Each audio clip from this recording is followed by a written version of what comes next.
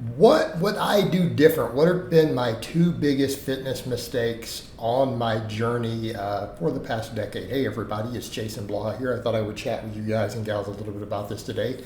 You know, this is stuff that comes up, and I don't like to reminisce on the past, right? I don't like to reminisce on the past. But, you know, I've had people say things like, you know, your journey online has been pretty long. Obviously, you've been doing this a long time. You got sick, you rebuilt after learning to walk again, losing weight. But then shortly after, you know, you came on the tubes, you came on Facebook, started putting out content, you know, and I've been doing that for, gosh, over 12 years now, right? We're past the 12-year mark at this point of doing that and even being published. You know, and what are some things I would have done different? And I can narrow it down, not in terms of my business model, but in terms of my training and nutrition. The two biggest ones are going to be not doing enough curls, right? Not doing enough curls. Number two, bulking up too fat. Okay, and I can legitimately say those are the two. And I know that second one has been controversial. I've had people say, but Jason, the proof is in the pudding. I mean, look at the lifts you were lifting when you were up at 240-ish or whatever, you know. You were squatting 600, a little high, but you were squatting it. You know, saw you do 635 deadlift, saw you do a 625 on a 2.5-inch deficit, right? All in my late 40s. All right. They're like, you know, you were strong. And I'm like, okay, but I actually have had the biggest bench on camera, lighter and leaner.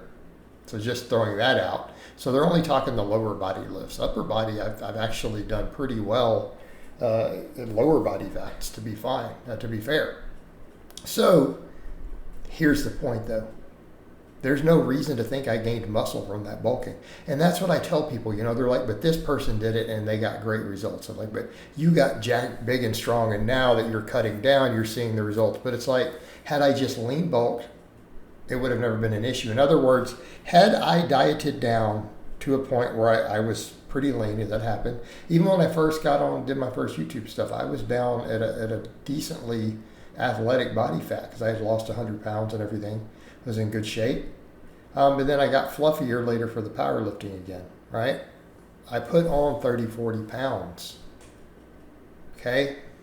I used to walk around 230 even in the UK, but I was like 200 pounds when I first started doing this. Now, I'm bigger and leaner now than I was at 200 then by a considerable margin. But had I just never gotten fatter than that, okay, I would have been better off and I would have been just as strong. And that's what people don't get. They don't understand that the research consistently is showing gaining 10 pounds of fat over a course of a bulk in a year doesn't put any muscle on you.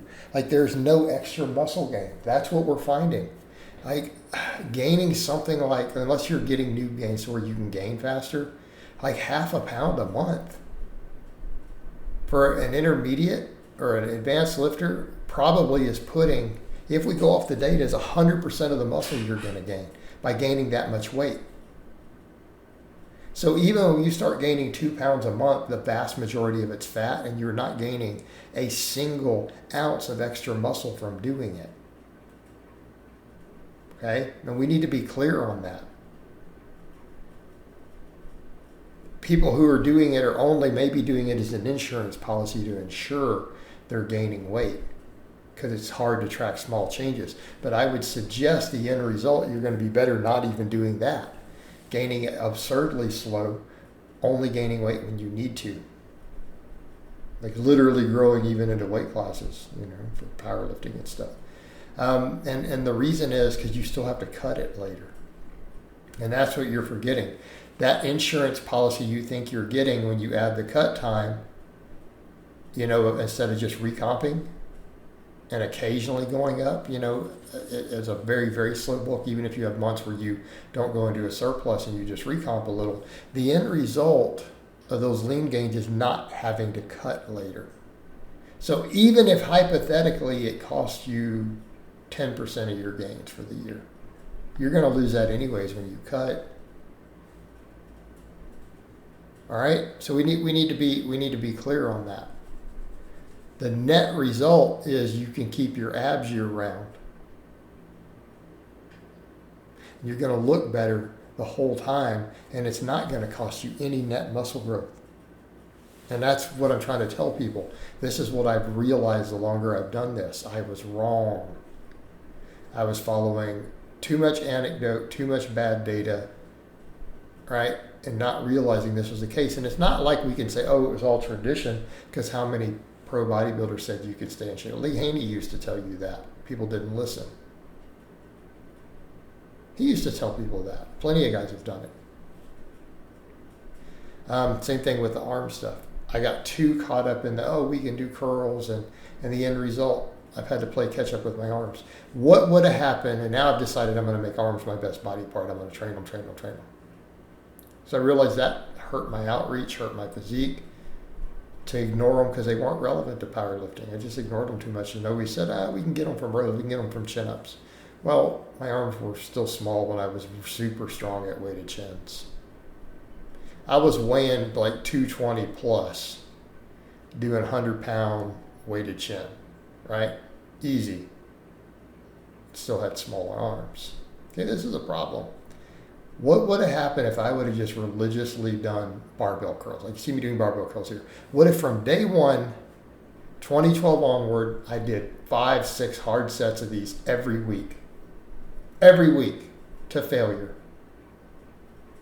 I'd probably have 2 inches more arm, I bet. That might be exaggeration.